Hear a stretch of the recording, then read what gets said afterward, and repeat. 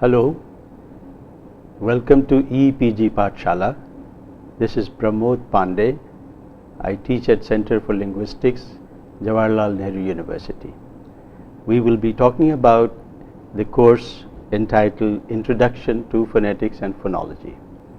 Among all the inborn faculties, the faculty of language is considered not only universal but also unique. What do we mean by universal? What we mean is that there is no language in which the speakers of the community do not have speech sounds. And unique, what we mean by unique is that the faculty of language is especially found in human beings.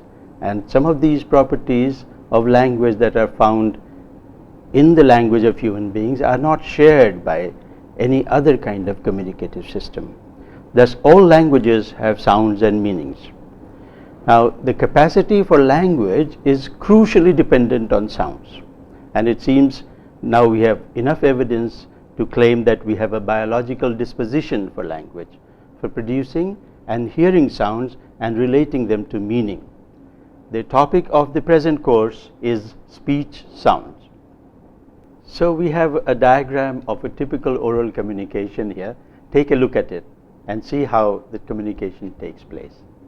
In the first instance, we have a speaker getting an idea. The idea is then translated into spoken words. The spoken words travel in the air. Each of the sounds and sound properties has its own acoustic property, which is received by the outer ear.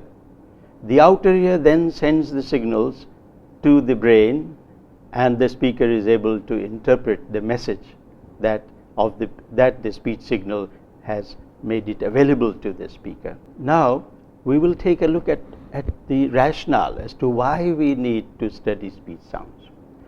For a student of linguistics, it is natural sometimes to assume that writing is the basis of speech. That is the assumption that the learner, the student of linguistics, brings to the classroom when he or she is introduced to linguistics. And we will see that this is actually a misconception. Instead of assuming that speech is dependent on writing, the reality is that it is the writing which is dependent on speech. Many factors that lend support to the fact that speech is primary and writing is secondary are listed there on the screen, as you can see. Number one, speech is universal. It's found in all communities. Writing is specific to some communities. Not all communities have writing systems. For example, the communities known as the Jarawas and the Onkes of the Andaman Islands did not have a script of their own until recently. It's now that we feel that they need to be, in order to be educated, they need scripts. And that's how many of these societies are developing in literacy. Then we find that we learn to speak much before we learn to read and write. A child, when he is born, learns to speak on his own. As we said, the faculty of speech is biologically endowed. If the child is exposed to a language, the child learns within a given period of time, the child learns to speak. But the ability to read is not innate. The child has to be taught to read and write. The third point, when we look at the development of the human species, we have some evidence to claim that speech came about 50,000 years ago, whereas writing was invented more recently. Historically, we have, according to the historical records, it goes back to about 3,000 years ago or a little earlier. So there is a big gap between 50,000 years and 3,000 years. The fourth point, learning to speak happens spontaneously, and as we said, writing has to be taught. Now, in order for us to be able to focus our attention on speech, it is necessary for us, especially for students of linguistics, to be able to familiar with the question of phonetic transcription. Why do we need phonetic transcription? One of the most important points that you need to take note of, and that you should remember throughout this course, is that the study of speech sounds cannot be based on the conventional writing script. Let's take a look at some words in English. Look at the words given in A. We have 5 words. In each of them, we have the vowel A. And if you pay attention to how the words are pronounced, what we find is that the vowel sound that the letter represents is different in each. Thus, we see the first word is tap, the vowel is A. The second word is tape, the vowel is A. The third, above, the vowel is A. The fourth is tall, the vowel is O. And the fifth is father, the vowel is A. Thus, we have 5 different vowel sounds: A, O, and A, all represented by just one letter. In a scientific study of speech sounds, it is necessary that the symbols that we use have one-to-one correspondence between the letter and the sound. If we restrict ourselves to the written symbols, then that is not possible. So, it has been felt necessary that a new system of writing is introduced, in which we have a one-to-one correspondence between the written symbol and the spoken symbol. That is how the International Phonetic Alphabet has come into being. One of the objectives of this course is for you to be efficient in the use of the International Phonetic Alphabet. There are 2 different types of speech sounds that the International Phonetic Alphabet tries to account for. These 2 different types of speech sounds are called segmental and suprasegmental. The word suprasegmental is sometimes substituted by the word prosodic. So, we are going to use the word prosodic for suprasegmental. Segmental units, you will all be familiar, are these well-known units called vowels and sounds. Apart from this, the units of speech, we also are going to study the processes of speech. We have segmental phenomena, or rather segmental processes of speech. For example, aspiration in English.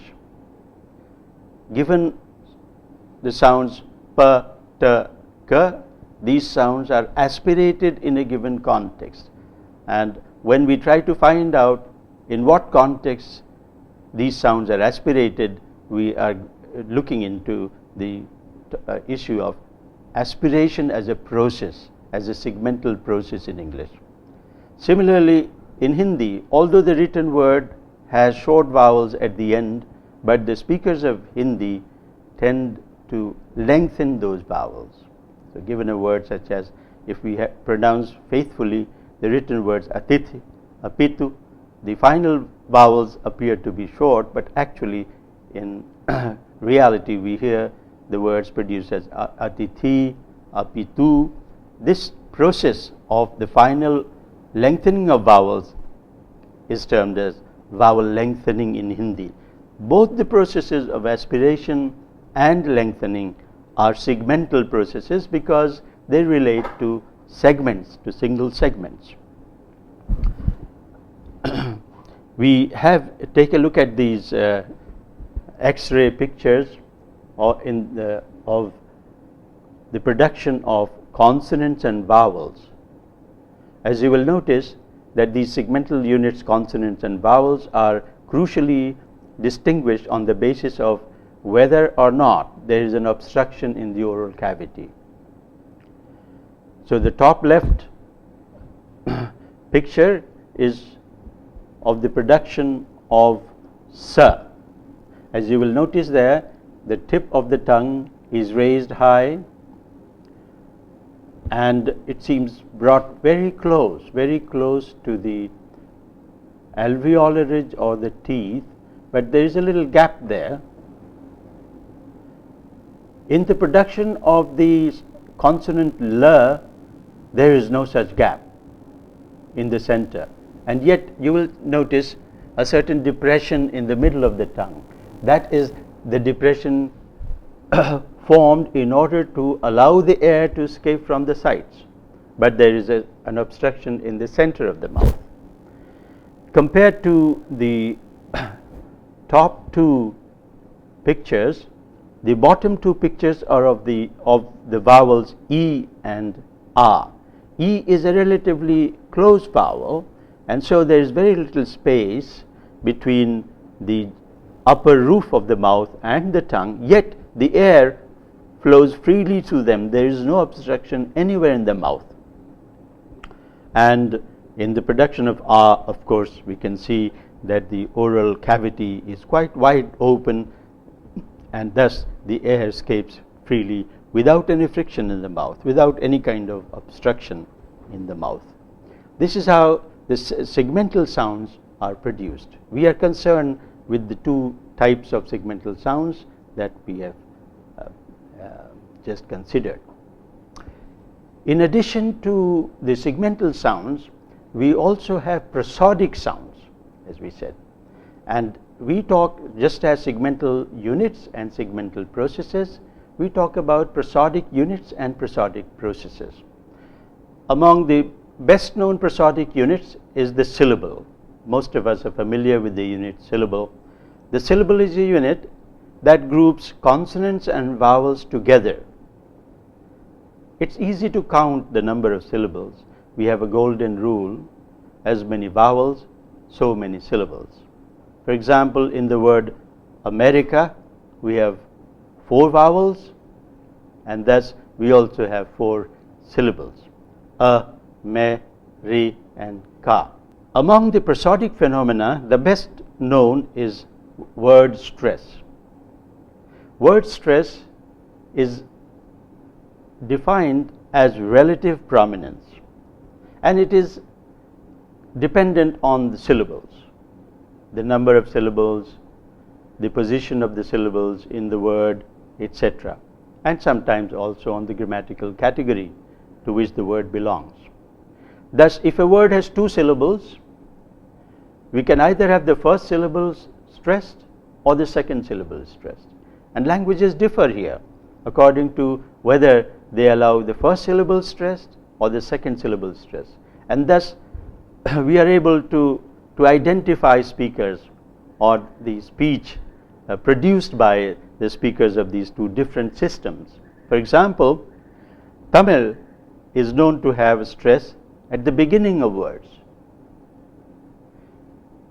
On the other hand, a language such as Adi, spoken in Arunachal Pradesh, along with many other Tibeto-Burman languages, prefers to have stress on the final syllable. Thus, in Indian English varieties, for example, Tamil English and Adi English, we hear the English words pronounced quite differently. For example, the word university is pronounced as university in Tamil English and as university in Adi. Similarly, develop in Tamil English and develop in Adi English.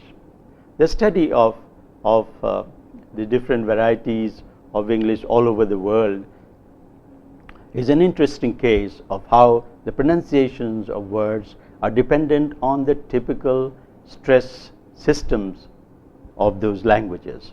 Another prosodic phenomenon is tone. Tone is defined as the use of pitch to distinguish the meanings of words. Thus, we have 2 types of languages: one tonal language and the other non-tonal languages. In India, a large number of languages are tonal languages, but it just happens to be the case that the number of speakers of those languages are much smaller in number. Perhaps less than 1% speakers speak those languages, but the numbers are large. Some of the most of the languages of the well-known groups such as Dravidian, Indo-Aryan, Austroasiatic, they lack tones. in them. Some languages, however, of Indo-Aryan languages, for example, Punjabi, Dogri, have come to develop tone in them. Thus, given a word such as kar, which kar, if pronounced with one tone, it means do, and if it is pronounced with another tone, it means a house. So the tonal systems in these languages are developing. We have another type of language which is known as intonational languages. These are the non-tonal languages. In intonational languages, we also use pitch, but not to distinguish words, but rather to distinguish sentences. That is universal. All languages, tonal or non-tonal, use pitch to distinguish sentences. For example, the English sentence, "My friend's mother is a teacher," employs a different kind of tonal pattern from the sentence, "Is your friend too a teacher?" and "What a teacher she is." Thus, we have used intonations such as ah, or ah, or ah. Now, if you take a look at the diagram here on the screen, we have the pitch patterns of a Hindi sentence, which is वहाँ जहाँ आकाश में बादल हैं, लड़की को एक आदमी देख रहा है. Translated as, where there are clouds in the sky, a man is watching a girl. Now you notice the lines above the phonetic transcription. On the top we have oscillogram, and just below them we have the pitch contours of the entire sentence. You can see the pitch starting somewhere between 250 to 30 hertz and immediately going up to about between 300 to 350 hertz, comes down again. That's how the pitch modulation takes place. And in the end, the pitch falls in the sentence, which means that it is a declarative type of sentence. In the first half, the pitch pattern goes up, वहाँ जहाँ आकाश में बादल हैं, which indicates continuation of the speech. So the listener interprets it as part of the sentence which is not yet complete, and you can expect another part of the sentence to follow. This is how most sentences in languages are produced. Different languages have different intonational contours. So far we have discussed the units and processes of speech, segmental and suprasegmental or prosodic. It is now important for us to take a look at how these various units and processes can be studied. In this connection, it is necessary to note that we have at least two levels of the study of speech sounds. We call them phonetics and phonology. The difference between phonetics and phonology can be stated as follows. Phonetics deals with the physical properties of speech sounds, compared to phonology, which deals with the pattern of organization of speech sounds in a system. For example, the two sounds p and p have similar phonetic properties, but they are organized differently in different languages. So when we pay attention to the physical properties of speech sounds, almost all pronunciations of p and p sound alike. So phonetically they are quite similar. But when we look at the way in which these sounds are organized, that is, when we look at the phonology of these sounds, then we have to examine the facts and then come to a certain conclusion whether these two sounds are the same or are they different. Thus, the second point, which is an emphasis of what we have said, is that speech sounds as such are the subject matter of study. Speech sounds as such in any language at all. That is the matter of study in phonetics. Whereas in phonology, we are concerned with speech sounds in specific languages. So we take a look at, we say, the phonology of this language, the phonological organization of sounds in a specific language. So phonetics is more general, whereas phonology tends to be more specific. Then the third point is that phonetics helps substantiate claims about physical characteristics of sounds in phonetics. So we make generalizations about the properties of speech sounds in phonetics. Some of these generalizations play a very important role in language technology solutions. For example, if you want to have developed a software of speech synthesis, then you need to be fully aware of the physical properties, characteristics of speech sounds that the program can take into account. In phonology, however, it is not the physical characteristics of speech sounds, but rather the distributional explanation of the systematic generalizations that are a subject matter of its study. Thus, we can sum it up by saying that phonetics is physical, is concerned with the physical properties of speech sounds, and phonology is concerned with the organization of speech sounds in a linguistic system. Apart from the distinction between phonetics and phonology as levels of the study of speech sounds, we have two different approaches to the study of speech sounds. And these approaches have best been summed up as physicalist and mentalist approaches. So there are two different perspectives.